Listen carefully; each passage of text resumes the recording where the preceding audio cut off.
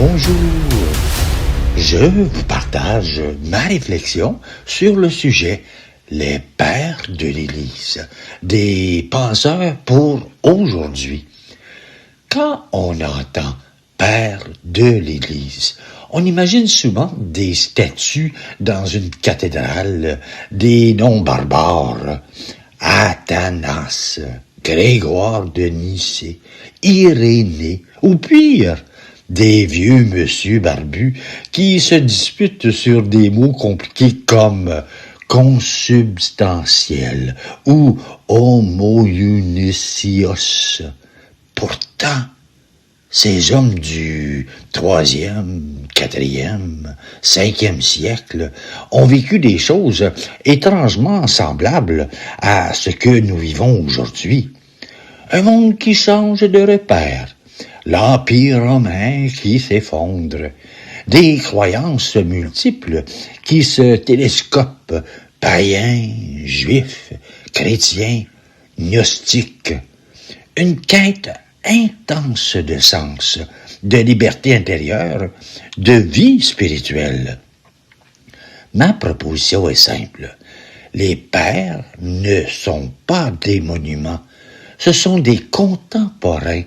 Non pas qu'ils aient les mêmes réponses que nous, mais ils ont posé des questions que nous avons oubliées et qui sont pourtant vitales. On a tendance à les présenter comme des théologiens savants. Mais le mot « père » vient de l'hébreu « Abba », celui que Jésus utilise pour parler à Dieu. Ce n'est pas un titre académique. À l'origine, ce sont les communautés chrétiennes qui appelaient ainsi leurs évêques, non pas des patrons, mais des pères, c'est-à-dire des hommes qui donnent la vie spirituelle. Ce qui les distingue d'un simple auteur chrétien ancien, c'est trois choses. La sainteté de vie. Ils ne parlent pas de Dieu de l'extérieur, ils vivent de lui. L'orthodoxie de la foi. Ils sont reconnus par l'Église. L'Antiquité. Ils appartiennent au 1er siècle jusqu'au 7e, 8e siècle selon les traditions. Mais attention, ils ne sont pas des docteurs de l'Église. Certains le deviendront plus tard, comme Augustin, Jérôme, Ambroise, Grégoire le Grand. Mais ce n'est pas la même chose. Le docteur est souvent un théologien de cabinet. Le père est un berger, un pasteur, parfois un martyr. Dans notre monde qui ne fait plus confiance aux experts, les pères nous intéressent justement parce qu'ils ne sont pas des experts froids. Ce sont des témoins. Leur autorité ne vient pas d'un diplôme, mais de leur vie brûlante. Souvent, on oppose l'Orient et l'Occident chrétien. C'est utile, mais pas suffisant. Les pères grecs, Origène, Athanas, les Cappadociens, Basile, Grégoire de Nassias, Grégoire de Nicée, Jean Chrysostome, ont une langue philosophiquement plus précise. Ils parlent de la lumière, de la gloire, de la divination. Leur grand mot, théosis, l'homme devient participant de la nature divine. Ce n'est pas de l'orgueil, c'est l'humilité même. Dieu s'est fait homme pour que l'homme devienne Dieu, disait saint Irénée. Les pères latins, Tertullien, Ambroise, Jérôme, Augustin, Grégoire le Grand, sont plus pratiques, plus juridiques, plus psychologiques aussi. Ils construisent l'Occident, le droit, la grâce, le péché, la volonté. Face à la question du mal, Un père grec, Grégoire de Nysse, dira « Le mal n'a pas de substance. C'est une privation du bien. » Un père latin, Augustin, dira « Le mal vient de la volonté libre qui se détourne de Dieu. » Pas contradictoire, mais complémentaire. Aujourd'hui, nous avons besoin des deux. L'Orient nous rappelle que la foi est mystère, lumière, beauté liturgique. L'Occident nous rappelle que la foi engage notre liberté, notre histoire, notre intimité. On pourrait croire que les pères sont réservés aux spécialistes, mais depuis le 20e siècle, un grand retour s'est opéré. Pourquoi? Parce que l'Église catholique avant Vatican II avait une théologie très scolastique, médiévale, très conceptuelle. Et puis, des théologiens comme de Lubac, d'Amielou, Congar, sont allés puiser directement aux sources des pères. Pourquoi? Parce que les pères lisent la Bible de manière vivante, spirituelle, pas seulement littérale, et parce qu'ils pensent l'Église non pas comme une institution, mais comme une communion. Aujourd'hui, nous sommes dans une époque de désinstitutionnalisation. Les gens fuient les structures, mais cherchent la communion. Les pères sont nos alliés. Un exemple frappant. Saint Augustin, dans les Confessions, raconte sa conversion non pas comme un coup de foudre, mais comme une lente maturation. Il cherche, il doute, il se trompe. Manichéisme, scepticisme, c'est incroyablement moderne. Un homme qui ne se construit pas en un jour, mais qui tâtonne vers la lumière. Un autre exemple, Saint Irénée de Lyon, qui a lutté contre les gnostiques.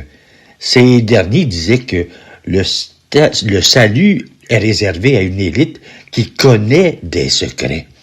Irénée répond « Non, le salut, c'est pour tout le monde, parce que Dieu s'est fait chair. » Et il ose cette phrase magnifique. La gloire de Dieu, c'est l'homme vivant. Dans un monde qui angoisse sur la mort, sur la transhumanité, sur l'intelligence artificielle, les pères nous rappellent que l'homme n'est pas une machine à optimiser, mais un vivant appelé à entrer en relation. Attention, les pères ne sont pas des infaillibles, ils peuvent nous choquer. Certains comme Jean Chrysostome ont des textes durs contre les Juifs. Il faut les relire dans leur contexte polémique, sans les justifier. Ils se traitent parfois mutuellement de chiens enragés dans leur polémique. Ils vivent dans un monde où l'esclavage est normal, où la femme a une place subordonnée. Donc, premier conseil, ne pas les bonifier. Ne pas en faire des saints lisses et innocents, inoffensifs. Ils ont leur violence, leurs limites. Deuxième conseil, ne pas les plaquer sur notre temps. On ne peut pas prendre la cité de Dieu d'Augustin comme un manuel de politique moderne. Augustin lui-même disait que les deux cités, céleste et terrestre, sont mêlées séparables seulement à la fin des temps. Troisième conseil, les lire avec un guide. Pas forcément un universitaire, mais une communauté, un groupe de lecture. Les pères se lisaient à voix haute en Église. quel texte commencer? Je conseillerais soit les Confessions d'Augustin, livre 1 à 4. On y entre comme dans un roman. C'est le traité de la prière d'Origène, très court, très profond. Soit le livre 4 de Contre les hérésies d'Irénée, où il explique que Dieu se rend familier. Terminons par ce qui est peut-être le message le plus fort des pères pour notre époque. Nous vivons dans une culture qui dit souvent « l'homme est un animal comme les autres ». La conscience n'est qu'un épiphénomène. La liberté, une illusion. Ou, à l'opposé, l'homme peut devenir Dieu par la technologie. Transhumanisme. Les pères disent non. L'homme ne devient pas Dieu par ses propres forces, mais l'homme est appelé à participer à la vie de Dieu par grâce. Ce n'est ni de l'orgueil, ce n'est pas nous qui montons, ni du mépris du corps. Dieu s'est fait chair. Cette vision a des conséquences énormes. Écologiques. Si la chair est bonne, le monde matériel n'est pas à mépriser. Social. Si tout homme est appelé à la divinisation, aucun être humain n'est jetable. Existentiel. Ma vie n'est pas une série d'absurdités, mais une histoire d'amour avec Dieu. Un père grec, Grégoire de Nicée, écrit un texte magnifique sur la vie de Moïse. Il dit que la vie spirituelle n'a pas de fin. On avance toujours vers Dieu sans jamais l'épuiser.